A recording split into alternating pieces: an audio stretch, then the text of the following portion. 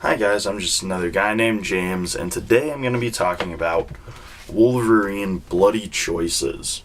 Now, Bloody Choices was a graphic novel released by Marvel Comics in in 1991. Now, Bloody Choices is interesting. It's a graphic novel, obviously, starring Wolverine. Also co-starring Nick Fury, and it's written by Tom DeFalco, who you may know from his runs on Amazing Spider-Man or Thor, or those are probably the main two. But Amazing Spider-Man or Thor is probably where you know him from. And then John Buscema. Now, John Buscema is an artist who is very closely associated with Wolverine because Buscema drew the first 10 issues. 10? He drew a certain amount of issues of the Wolverine monthly series from the late 80s. And then Buscema you might also know from his work on comics like Avengers and Conan the Barbarian and a bunch of other stuff. Fantastic Four. Buscema really, in a lot of ways, just was one of the top guys at Marvel. He drew a little bit of everything. And he draws really good. He has kind of a similar, like, roundness, bounciness in his artwork that kind of like what, to me, it always kind of reminds me of Jack Kirby's art personally. But yeah, so John Buscema is the artist, Tom DeFalco's the writer, and this story is just a little adventure that Wolverine goes on. What is kind of interesting about it is, yeah, it's a completely in isolation adventure, just a straight up little graphic novel. It's in, it's out. None of the characters from this graphic novel show up again out in the outside comics, except for the ones who are already pre-established, like Wolverine and obviously Nick Fury. But yeah, it's just a pretty good Wolverine story. Could it have been better? Maybe, because there's some parts of it that are a little odds and ends. Like there is a storyline that ends up not going anywhere, so I don't address it in the video, but I'll talk about it after we're done. But yeah, overall, I do think that this is just a pretty interesting and a pretty solid Wolverine story, and yeah, I'm excited to just get into it. So let's get started. And today we open on Wolverine attending a parade in Hawaii before he notices a boy who absolutely reeks of fear and is walking with a gun and a limp to a nearby restaurant, where he starts heading straight for a table where Mr. Bullfinch is eating a meal with two of his associates, a lawyer named Capeland and another man who is for now unnamed. We then see the boy raise the gun to shoot at the crew, but he misses, and the unnamed guy at the table stands up and throws a knife at the kid. But Wolverine jumps in, getting the kid mostly out of the way. We then see a limo pull up to get Bullfinch out of danger, and the guys driving the limo sends some shots towards Wolverine, who is running off with the kid. We then see Wolverine take the kid to a hospital where he knows one of the doctors, who's a little bit sketchy, but he's willing to do various medical procedures without asking questions. We then see the boy tell Wolverine that he was abused by Bullfinch, and when I say abused, I mean in any way you can imagine. And the little boy also reveals that Bullfinch has his brother Paulo. Wolverine then leaves the boy at the hospital and goes to his hotel, where he's received a letter telling Wolverine to butt out. And inside the note is a cigar, which belongs to a brand that is very familiar to Wolverine. Wolverine then goes to a bar where he asks around for information on Bullfinch, and he learns that Bullfinch owns a fleet of freighters. So Wolverine suits up and takes a swim out to the freighter and climbs up the anchor chain onto the deck before sneaking into the hull, where he finds several crates of coffee and cocaine. Wolverine is then surrounded by henchmen who start shooting at him, and Wolverine starts fighting his way out before he realizes just how outnumbered he is. So Wolverine slashes a hole in the side of the ship, causing it to flood and giving him the perfect opportunities to swim back to land. On the shore, Wolverine meets up with Nick Fury, director of S.H.I.E.L.D. So the pair walk around town together, as they walk, Nick Fury cuts straight to the point and asks Wolverine what his interest in Bullfinch is. But Wolverine wants a beer first. And as the two drink, Wolverine explains that Bullfinch is a child molester, and that Wolverine intends to kill him. To which Fury responds that S.H.I.E.L.D. is about to bust Bullfinch for drug dealing, so that he's going to be, and that he's, going down anyway. So Fury asks Wolverine to back off for now, and Wolverine says he'll consider it. Wolverine then walks out of the bar onto a nearby dock to do some thinking, and he decides that he owes it to all of the children that Bullfinch has abused to avenge them. So he goes to Bullfinch's compound, and as Wolverine sneaks around the compound taking down guards, he notices two familiar scents, one of which leads him to Nick Fury. And Fury and Wolverine have a spirited argument about whether or not Wolverine should be there, but soon their debate is interrupted by the boy from the beginning of the story being thrown out of a window to his death. And upon seeing this, Fury and Wolverine decide to team up to go all out against Bullfinch. So Wolverine and Fury go tearing through some henchmen, and inside the compound we see Bullfinch and Capeland trying to escape. So they leave the unnamed henchmen from the beginning of the story to hold off Wolverine.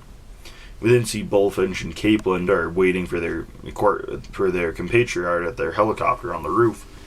But back inside, Wolverine and the henchmen begin to fight. During the fight, Wolverine learns that the guy's name is Shiv, a name he learns when he is stabbed, giving Shiv enough time to escape to the roof, meaning Bullfinch, Capeland, and Shiv all escape. Wolverine then decides that he wants to work with Fury for the rest of the case. We then cut ahead to a S.H.I.E.L.D. headquarters, where we see Nick Fury struggling to track Bullfinch's helicopter, when he receives a call from Capeland, Bullfinch's lawyer, saying that Bullfinch wants to make a deal. So Wolverine and Nick Fury head out to a beach to talk to Capeland, who explains the conditions of the deal to Fury, explaining that Bullfinch is willing to reveal the information he has on the cartel in exchange for immunity from criminal prosecution for his crimes. A deal which Wolverine finds reprehensible given the sick nature of Bullfinch's crimes.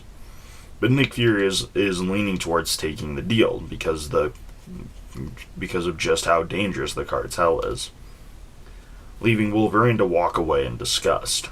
We then jump ahead to see Nick Fury awaiting Bullfinch's arrival by helicopter on a small island owned by S.H.I.E.L.D. And upon Bullfinch's arrival, he makes Nick Fury promise him that Fury will guarantee his safety while he's in the custody of S.H.I.E.L.D. A deal to which Nick Fury begrudgingly agrees before he takes Bullfinch down into a secret S.H.I.E.L.D. bunker so they can discuss the cartel. But Bullfinch is slow to give Fury info. So we cut away to Wolverine, who confronts the doctor he left the kid with at the beginning of the story, demanding to know how the kid got back to Bullfinch, and the doctor reveals that he had regularly been supplying children to Bullfinch. So Wolverine gets angry and starts thrashing him, but in order to save his own life, the doctor tries to give up the location where Bullfinch kept his merchandise, meaning the children that he would abuse. And as Wolverine walks out of the doctor's house, a group of men from Bullfinch come to murder the doctor to keep him silent, and Wolverine just kind of lets them do their thing. We then see Wolverine swim over to Bullfinch's island, and he finds the building where Bullfinch abused the children, leaving behind only the ghosts of their memories. Wolverine is then confronted by a guard, but before we see what he does to the guard, we cut away to Shiv and Capeland, who are discussing their plans to take over Bullfinch's operation. But their talks are interrupted by the screams of a guard. So Capeland takes off, leaving Shiv to confront Wolverine, and Wolverine immediately starts throwing down with Shiv, and the two are exchanging blows until they end up in a swimming pool, where Wolverine is able to beat Shiv. Wolverine then pulls Shiv out of the pool so he can get some information out of him. Back on the Shield Island, we see a helicopter going in for a landing. So Nick Fury goes up from the bunker to see what's going on. And he sees that Caitlin has brought Paulo, the missing brother of the dead boy from the beginning of the story, to Bullfinch. So Fury freaks out, smacking Caitlin with a nasty backhand before his agents pull him off. Bullfinch then reminds Fury that he is still obligated to protect him. And in that very same moment, we see a S.H.I.E.L.D. agent warn Fury that a single operative has tripped security. So Fury has all his agents evacuate, with Paulo leaving only himself, Caitlin, and Bullfinch on the island. We then see Wolverine stalking through the jungle, thinking to himself, "Judgment Day, Bullfinch. I don't know what you've gone through in life before now, but the worst has been paradise compared to me. I swear that you've never seen true hell yet, but it's coming." Fury's ditched his men. I was hoping he'd take the hint. Just wish I could sense him among the retreating. "Have you gone mad, Colonel? Have you lost your mind? You can't mount an adequate defense without sufficient men. That animal is coming. That one which has been stalking me. The one with the claws? Yeah. You deliberately set off the motion sensors to save the lives of innocent men. My innocent men. You must have figured that I wouldn't sacrifice them for a sleazebag like you. You promised to protect me. Can you stop him?" "No guarantee. I'll give you my best shot. It's usually enough." "Hey, Nick. I was hoping you wouldn't be here. I ain't exactly spinning cartwheels at the sight of your ugly mug either." "It's over, Logan. I found Paulo for you. He's already on the way to a hospital on the Big Island. He's safe." "Glad to hear, Nick, but there's still some unfinished business." "Real sorry you feel that way." "Yeah, so am I." Then Nick Fury opens up the action, punching Wolverine in the jugular, sending him reeling. Fury then busts out a nightstick, tying Wolverine up with a steel cable, which he's easily able to cut through with his claws. So Fury gasses Wolverine, sending him into a fit of rage, tackling Fury into a shack. But Wolverine is now blinded, and he can't track with his smell, so Wolverine is going off instinct. And while he's been holding back throughout the fight, he's now he doesn't have that ability anymore. So he's going off instinct and hearing only, and Fury's able to dodge the Berserker Wolverine just long enough for Wolverine to regain some control. And as the fight moves back outside, we then briefly cut back inside the bunker where we see Caitlin has betrayed Bullfinch and has started working for the cartel. But Caitlin gives Bullfinch one last chance, offering him a boat to on the opposite side of the island to escape, while Caitlin gets out via helicopter. Back outside, we see Nick Fury bust out a special issue bioelectric zapper, and he starts frying Wolverine, but Wolverine is able to power through the blast and eventually cut the zapper to shreds, resulting in an explosion, calling Wolverine to yell out, "Nick! Nick! Still with us, fella? Take a lot more than you got to scratch this old worse from the race. Glad to hear it. No hard feelings. Gave the man my word. I had to try my best." "You did fine, Nick. No one could have done better. It's just a shame Bullfinch won't be able to thank you in person." Wolverine then finds Caitlin, who is trying to escape the island by helicopter, but Wolverine, knowing that Caitlin intends to keep the human trafficking side of Bullfinch's enterprise going, decides to take down Caitlin's helicopter with Caitlin still in it. And when Wolverine stands up, he shambles away after Bullfinch, who has entangled himself on a barbed wire fence, leaving Wolverine to come in and end his miserable life. And that is quite literally where the story ends. Wolverine, it's just Wolverine Bullfinch tangled in the fence. Wolverine murders him. The end. And yeah, there's no. It's a pretty solid story. There's not much story. It's kind of just a lot of it's a lot of action, which when it's drawn by John Buscema is not a bad thing. But definitely the highlight of the story is Nick Fury and Wolverine's fight. It's just a really cool fight.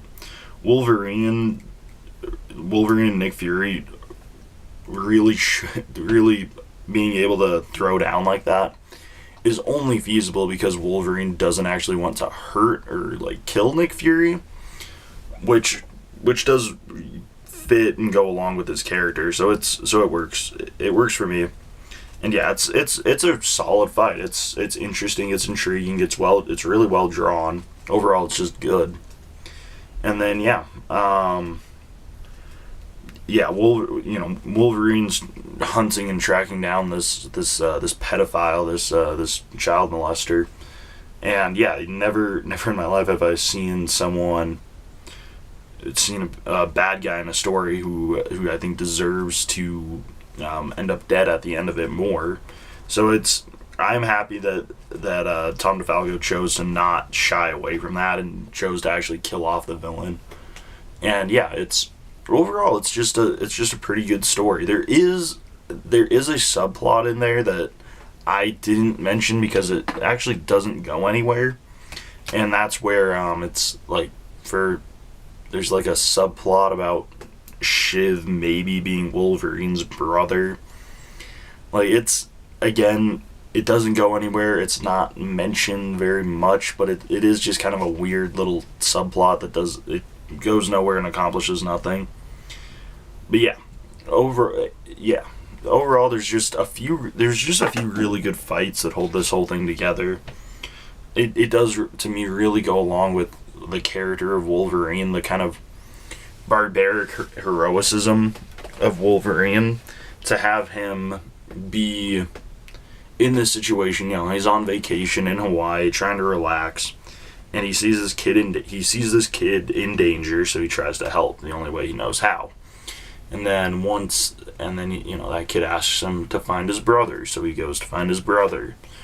Then while he's on the mission, the first kid is killed. So now Wolverine wants revenge. Not revenge. He wants to avenge the dead children. And the more he learns, the angrier he gets about the whole situation, until eventually he takes down Bullfinch at the end of the story. And to me, that's just very in the character of Wolverine. And yeah, overall, I do think it's just a pretty solid story. It's a fun Wolverine and Nick Fury crossover. John Buscema's artwork is definitely the highlight. There's not really a specific panel that I can point to where I'm like, yeah, see, that's what I'm talking about. That's that really good artwork. There's just a lot. Nick Fury backhanding Caitlyn, that's a good panel. Some of the panels in the dark where Wolverine and Nick Fury fighting. There's just a lot of really good artwork all throughout this story. And all in all, it's just good art, good enough writing. It's just a perfectly fine story. And what's nice, and Wolverine everybody's acting in character, which is really good, and not always something you get in these graphic novels. But yeah, to me, Nick Fury is bound by his word, and that's why he fights Wolverine. Wolverine is bound by his honor. That's why he fights Nick Fury. It does really just work. And yeah, the fight between the two is really good. And it's what's on the cover. Nick Fury, Wolverine's claws holding Nick Fury's eye patch with the blood. It's just a pretty good just a pretty good graphic novel. And tell you what, going back to that John Buscema artwork, having it in this bigger, more prestige format is nice. Like as an artist, he does just really rise to the occasion of having like more time and space. And Buscema not only penciled this graphic novel, he also inked it. So yeah, it really is just his artwork. It's not his colors, but it's his art. And yeah, it's just pretty darn good. Overall, I'd highly recommend it. I know like some of these full-size graphic novels can be a little hard to find sometimes. This story is reproduced in like volume 3, maybe 4 of the Wolverine Epic Collection line.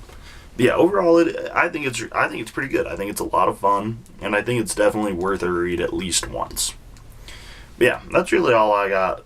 That's really all I got on this one. So yeah, I'm just another guy named James. We'll see you guys next time. Goodbye.